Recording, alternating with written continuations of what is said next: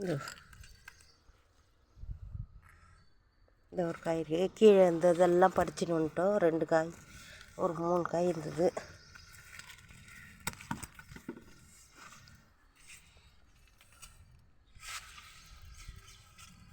பாருங்கள், இதையும் பறிச்சுக்குவோம். கத்திரிக்காய் எண்ணெய் காய் போடலாம் இதில்.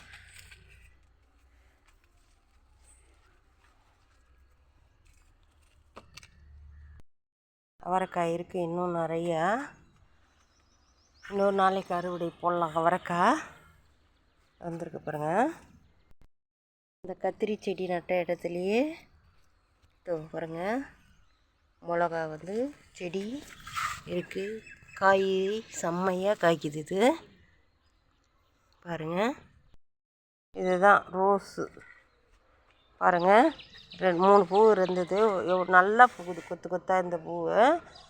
அவ்வளோ அழகாக இருக்குது இந்த ரோஸு. பாருங்கள், நம்ம தேவைக்கு யூஸ்க்கு எடுத்துன்னு போய் கொடுத்துட்டாங்க மருமகளுக்கு. சாமந்தி பாருங்கள், கஸ்தூரி சாமந்தி. இதுக்கெல்லாம் மூடாக்கு இது மாதிரி போட்டிங்கன்னா மட்டும்தான் வரும். இது என்ன தெரியுங்களா? இது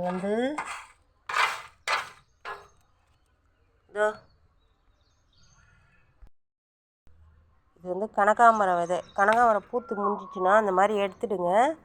எடுத்து உங்களுக்கு விதை எப்படி உருவாக்கணுன்னா இப்படி பிடிச்சி இப்படி போட்டிங்கன்னா விதையாகிடும். அது அப்படியே காஞ்சா எடுத்து நம்ம விதைக்கலாம்.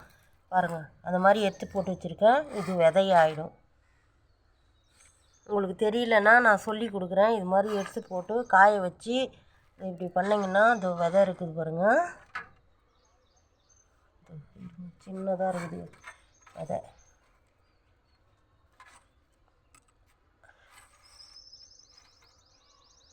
இது இருக்குது பாருங்கள், இதுதான் விதை. இந்த மாதிரியே வரும்.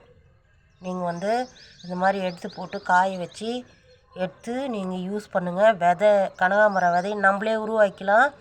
செடி விலை குத்து வாங்காதீங்க. ஒரு செடி வந்தால் போதும். இதுலேருந்து இப்படி இது வெடிக்கும். இது நம்ம வெடிக்க வச்சு இதுலேருந்து எடுத்துக்கணும் விதையை. அது மாதிரி தான் இந்த விதை. புதினா நல்லா தழிஞ்சு வந்திருக்கு. செம்ம புதினாங்க. புதினா நமக்கு தேவைன்னா புதினாவும் கிடைக்கிது. நமக்கு எதுவும் எங்கேயும் போய் வாங்க தேவையில்ல. புதினா கிடைக்கிது. செடியிலேருந்து இன்னொரு செடி எடுத்து பதியம் போட்டு வச்சேன். அதுவும் இது பூ பூக்குது பாருங்கள். இதுலேயும் புதினா வச்சுருக்கேன் பாருங்கள். தக்காளி பாருங்கள் எவ்வளோ காய்ச்சி தூங்குது. வெண்டைக்காய் காய்ச்சின்னு இருக்குது. ஒரு 10 செடி வச்சுருக்கேன். மொத்தம் வந்தது தான் இருக்கணும். இதே தெரிய மாட்டேங்குது. இது ஒரு காய் இருக்குது.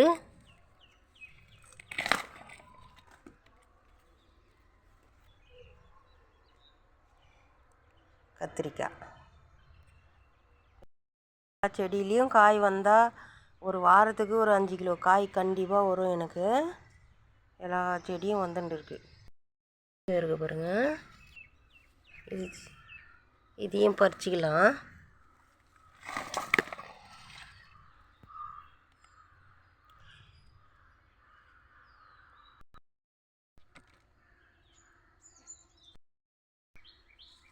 மிளகாய் எவ்வளோ டெய்லியும் நானும் குழம்புக்கு இதுலேருந்து பறிச்சுன்னு போயினே இருக்கேன். இன்னும் இருக்குது எவ்வளோ மிளகா. எல்லாம் பழுத்துட்டு இருக்குது. இந்த சொரக்காய் ஒரே பிஞ்சு தான் விட்டுச்சு. நிறைய பிஞ்சு விட்டதில் எல்லாம் அழுவி எல்லாம் காஞ்சி போயிடுச்சு.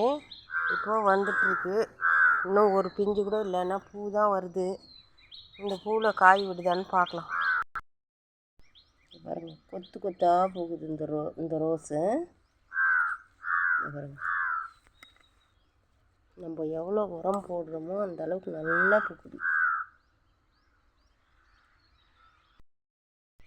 ஒரு செடி மேலே காஞ்சிச்சின்னா இது மாதிரி இப்போ இது பண்ணி விட்டுடுங்க. அப்போ தான் நல்லா தளிர் வரும். ப்ரூனிங் பண்ண மாதிரி பண்ணி விட்டால் தான் வரும். காக்கடா செடி இது சிகப்பு காக்கடா வெள்ளை காக்கடா ரெண்டுத்தையும் வச்சுருக்கேன். ரோஸ் அந்த பூச்சி மருந்து பூச்சிக்கு வந்து அந்த இது வச்சது பாருங்கள், தழையெல்லாம் சாப்பிட்டுச்சு இல்லைங்களா. இப்போ நான் அந்த சாம்பல் எடுத்து அடித்த பிறகு இப்போது தொளிச்சு விட்டேன் சாம்பலை. இப்போது கொஞ்சம் தளிரெல்லாம் அது பாருங்கள், தளிர் வந்து அரும்பெல்லாம் நல்லா வைக்குது. இப்போ புதுசாக தளிர் வந்துட்டுருக்கு. இந்த செடியை காப்பாற்றுறதே பெரிய வேலையாக இருக்குது. இது பாருங்கள், பூ சூப்பராக வந்திருக்கு. இப்போ தான் கம்பளி பூச்சி இருந்துக்குது, நான் அதை பார்க்காதனால தேடி பார்த்தாக்கா இருந்தது. தூக்கி போட்டுட்டு சாம்பல் தெளித்து விட்டேன். எல்லா செடியும் இப்போ நல்லா வருது. நீங்கள் வந்து பெரிய பாட்டில் தான் வைக்கணும்னு நினைக்காதீங்க. இந்த பாருங்க, நான் வச்சுக்கிற பாட்டு ஒரு வாட்டர் கேன், இதில் தான் நான் வச்சுருக்கேன். இது ஒரு செடி, இதையும் வாட்டர் கேனில் தான் வச்சுருக்கேன். நீங்களே பாருங்கள் எவ்வளோ, இது பாருங்கள் எவ்வளோ காய்ச்சி தொங்குது பாருங்கள். பாருங்கள் இவ்வளோ காய் இருக்குது. நீங்கள் அதுக்கு ஒரு செலவு பண்ண தேவையில்ல. நம்ம வீட்டில் இது மாதிரி நீங்கள் ஒரு வாட்டர் கேன் எடுத்து அதில் கொஞ்சம் மண், லூஸான மண், கொஞ்சம் தேங்காய் நார் அடியில் போட்டுட்டு, கீழே அடியில் தேங்காய் நார் போட்டுருங்க, மேலே கொஞ்சம் மண் போட்டுட்டு இது மாதிரி வைங்க. செடி வச்சுட்டு நம்ம அப்பப்போ இப்படி பண்ணோம்னா அது வந்து மண் லூஸ் ஆகும். மண் லூஸ் ஆனாக்கா தண்ணி ஊற்றினோம்னா செடி வந்து நல்லா வரும். இந்த மாதிரி தழிஞ்சி வரும். இது 2 வருஷத்து, போன வருஷத்து செடி இது. இப்போ தழிஞ்சி வந்துன்னுக்குது பாருங்கள். நான் அடுத்த செடி வைக்கவே இல்லை. இதுவும் 2 வருஷத்து செடி தான். போன வருஷமும் இதே மாதிரி காய்ச்சிச்சு, எடுத்து போட்டேன், திரும்பியும் வந்திருக்குது. ஒரு களையே உடச்சி போட்டு போங்க. அதுலேயே புதினாவும் வச்சுருக்கேன் பாருங்கள், எப்படி வருதுங்க புதினா. இந்த பாருங்கள், சும்மா ஒரு செடியில் நிறைய வந்துருந்துச்சு, அதை எடுத்து போட்டு கொஞ்சம் தண்ணி ஊற்றி இதில் ஊற்றுற தண்ணியோடு அதுக்கும் போய் சேருது. ரெண்டும் சேர்ந்து இந்த அளவுக்கு வருது பாருங்கள். எந்த அளவுக்கு புதினா நமக்கு தேவை. ஆர்கானிக்காக புதினா நம்ம போய் வாங்க முடியுமா கடையில்? எல்லாம் மருந்து கொட்டி வாங்குகிறாங்க. இதை பாருங்கள், நான் ஆர்கானிக்காக விளைய வச்சது. இதில் இந்த சிகப்பு கலரு என்னது, சிகப்பு செம்பருத்தி, இது எல்லாம் ப்ரூனிங் பண்ணி விட்டுட்டேன். 2 கலர் வச்சுருக்கேன் இந்த ஒரே தொட்டிலேயே. 2ம் நல்லா தழிஞ்சு வந்துட்டுருக்கு.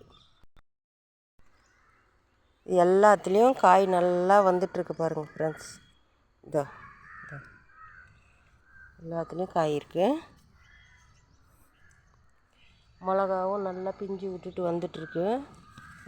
ஒரு மிளகா செடி, ஒரு கத்திரி செடி சேர்த்தே வச்சுட்டேன் நான். 2த்தில் எது ஒன்றா வரட்டேன்னா 2ம் செம்மையாக வந்துட்டுருக்கு.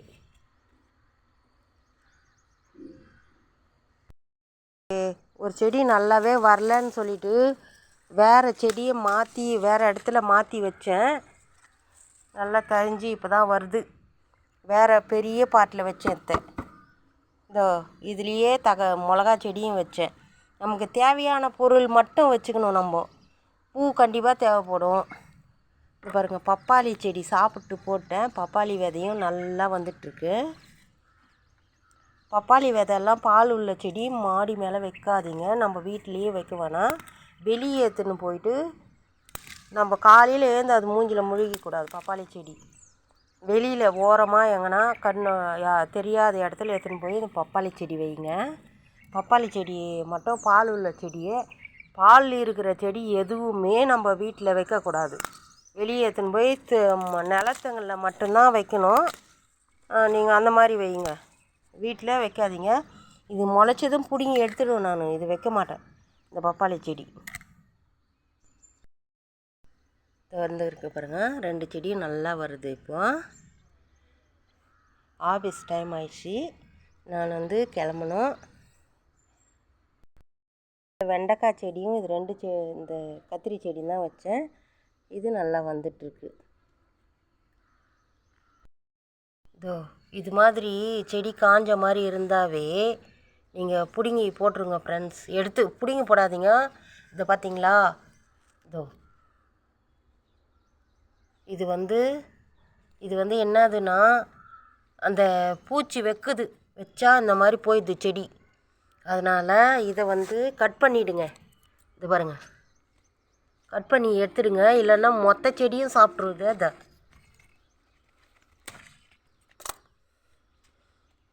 எல்லா செடி மீதி செடியெல்லாம் நல்லா வரும்.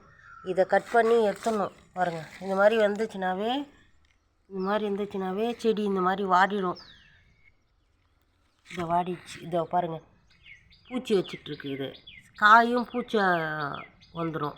அதனால் இதை எடுத்து போட்டுட்டு அந்த இடத்துல சாம்பல், இதெல்லாம் சாம்பல் தான், சாம்பல் வச்சு விடுங்க.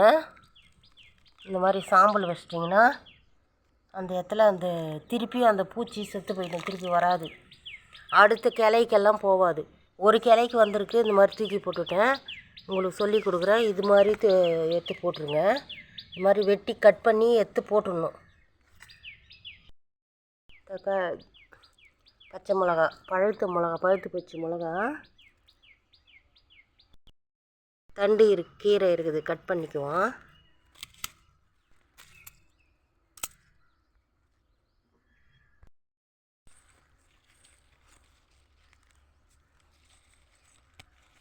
நிறைய கீரை இருக்குது. இதெல்லாம் நம்ம எங்கேயும் போவாங்க.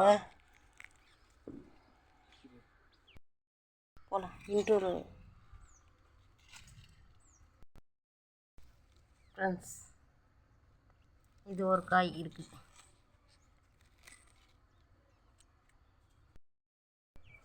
இவ்வளோ கத்திரிக்காய் இருக்குது ஃப்ரெண்ட்ஸ்.